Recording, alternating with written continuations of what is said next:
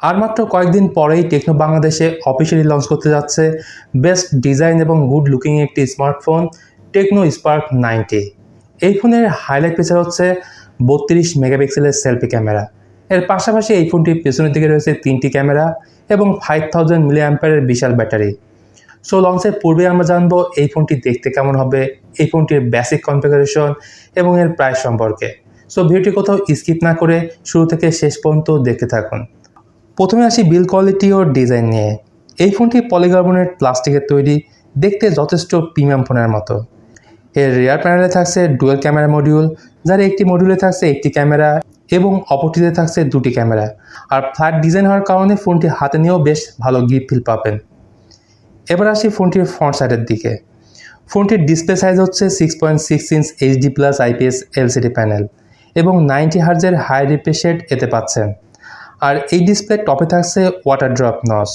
So display নিয়ে বললে আমার কাছে ডাউনগ্রেডই মনে হয়েছে, কারণ 2022 সালে এসে 500 ডিসপ্লে না দিয়ে ওয়াটার ড্রপ নচ দেওয়া একেবারে যুক্তিসঙ্গত না। পারফরমেন্স নিয়ে বললে মিডিয়াটেক হিলিও G37 মতো এন্ট্রি লেভেল একটি চিপসেট এখানে ব্যবহার করা হয়েছে, যা 12 ন্যানোমিটার ফেব্রিকেশনে তৈরি। সো আপনি টুকটাক ছোটো গেমগুলো অনায়াসে খেলতে পারবেন, আর 90 হার্জ রিফ্রেশ রেট থাকায় গেমিং এক্সপিরিয়েন্স কিছুটা হলেও এনজয় করতে পারবেন। যতদূর জানা গেছে এই ফোন দেশের বাজারে একটি ভেরিয়েন্টে লঞ্চ হবে 4GB র্যাম এবং 128GB স্টোরেজ, যার এক্সপেক্টেড প্রাইস 12 থেকে 13,000 টাকা ধরে রাখেন। ফোনটিতে অপারেটিং সিস্টেম হিসেবে থাকবে out of the box Android 12, যা iOS 8.6 এর সাথে রান করবে। সো সফটওয়্যার কম্বিনেশন এই বাজেটে আমার কাছে ডিসেন্টই মনে হয়েছে। টেকনো স্পার্ক 90 ফোনের টপ হাইলাইট ফিচার হচ্ছে এর ফ্রন্ট ক্যামেরা। এই ফোনের ফ্রন্টে পাবেন 32 মেগাপিক্সেলের সেলফি ক্যামেরা। সো বিশেষ করে যারা সেলফি লাভার আছেন তাদের জন্য কম বাজেটে Tecno Spark 90 best camera phone হতে পারে। তবে এর রিয়ার ক্যামেরা নিয়ে আমি সত্যি ডিসঅ্যাপয়েন্ট, কারণ এই ফোনে রয়েছে 13 মেগাপিক্সেলের ট্রিপল রিয়ার ক্যামেরা।